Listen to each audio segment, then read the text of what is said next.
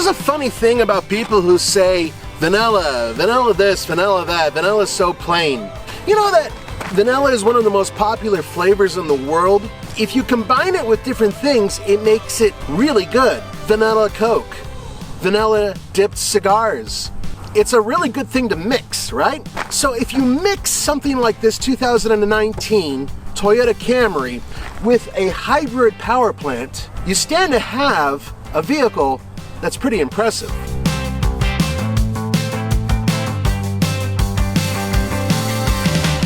All right, let's talk about the magic of vanilla.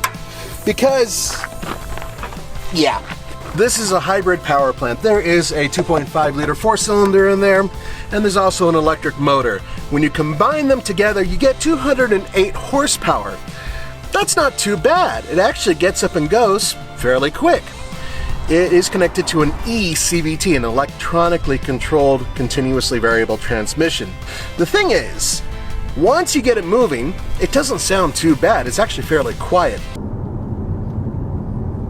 And that's one of the benefits of having this powertrain, is that it is fairly smooth, it is fairly quiet, and most importantly, it's efficient.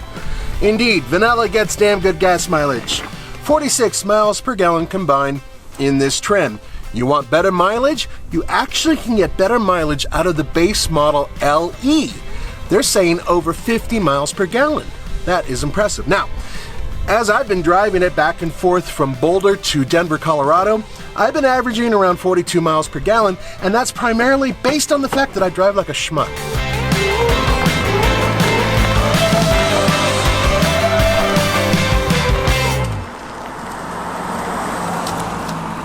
Sometimes vanilla takes a little bit of time to get used to. Now think about it this way, vanilla ice cream sort of is the backbone of most treats that you have when you get an ice cream shake or, you know, a big sundae or something like that.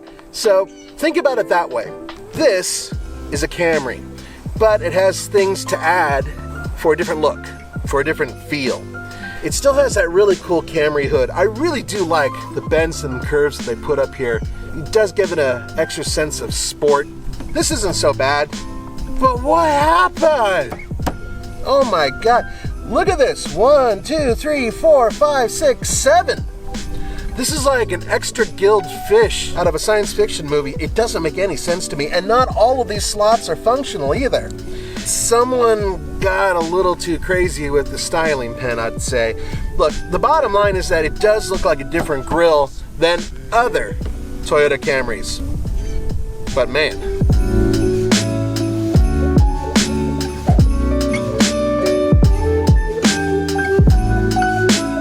You know, I never thought I'd catch myself saying this, but I really do like the styling of the modern Toyota Camry. I think that they did a lot to make it look good. Yes, the grille is an issue, but some of these lines are fantastic. Watch this.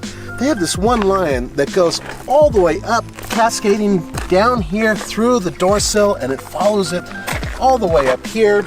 And then you have these other lines that go to the back. I think that's a really nice design, and it gives the car character and presence. I'm impressed.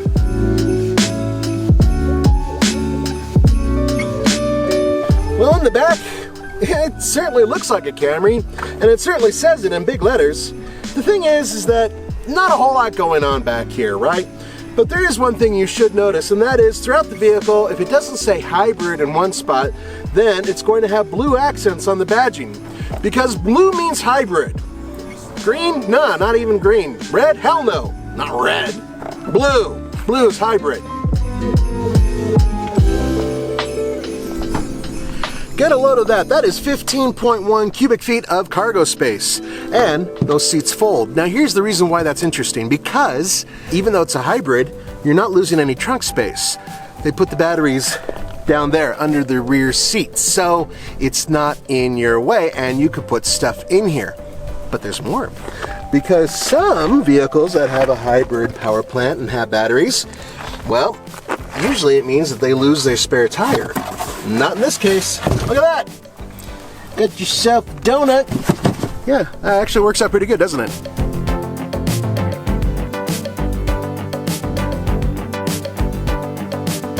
The interior in this vehicle, it's brown.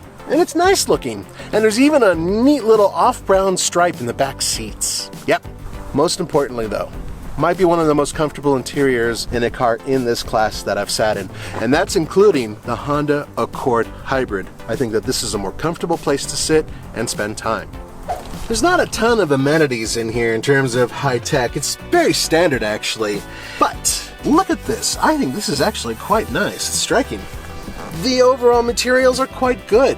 This raised stitching, which is a lighter brown, which matches this stripe back here, quite nice. And the seats are very comfortable.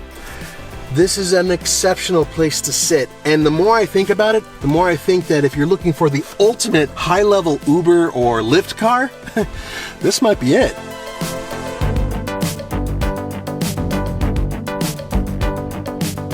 So I've been playing with these three buttons. There's the Eco button, there's the normal button, and then there's the Sport button, and you can't really tell that much in terms of the driving dynamics of the car. This is not a car for sport, so when you put it into sport mode, really all you're doing is telling yourself, it's kind of a placebo, you know? I don't really feel much of a difference. Now, there's also an EV mode. When you go into that, and provided that you have enough charge, you completely eliminate the need for your gas engine, but a vehicle like this doesn't have much of a range in EV mode. The real point of it is to give you combined maximum mileage. As a regular cruiser, this car is great. It's very comfortable on the road, and especially on the highway. The highway ride on this car is, for hybrid, very good.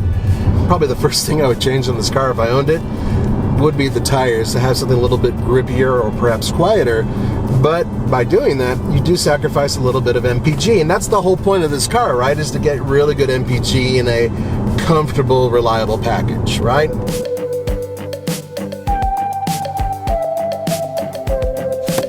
Look at this. Now, this is the Qi charger. Unfortunately, my phone, which does have a small case on it, is just a bit too big to fit in there, but it still charges, which is nice. Unfortunately, when I make a hard right turn, this becomes a projectile and it buries itself into my right knee, incapacitating me as I make my right turn.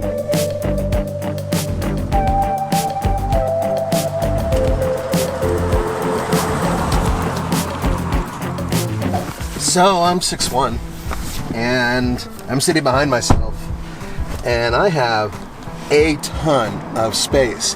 Headroom is really good. I have plenty of extra headroom.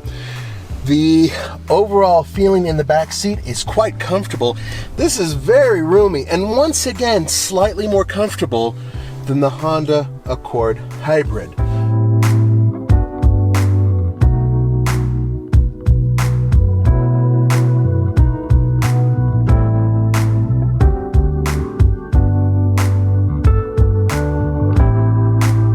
Did you know that Vanilla Ice actually owns... No, he doesn't. I know. I'm not even going to go there, guys. I'm sorry. I'm done with the vanilla thing.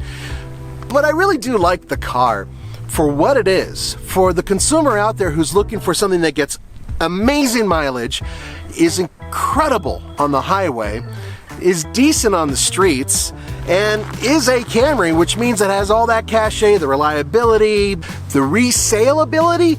This car has a lot to offer. Yeah, okay, it's not exactly that exciting, but if you think about it once again through the consumer's perspective who's looking for a car like this, in many ways it is actually superior to the Honda Accord Hybrid, which once again I say is a more fun car to drive, but this one is more comfortable, and in some ways it makes a little bit more sense. Yes, the vanilla thing does apply, but it applies in such a way where vanilla mixed with something makes something better. That's exactly what this car does. You take a Camry, you mix it with a hybrid, you get a great car. Thank you so much for joining me for the Fast Lane Car. This is Nathan. Don't forget to go to TFLcar.com for news, views, real world reviews, and no more vanilla references.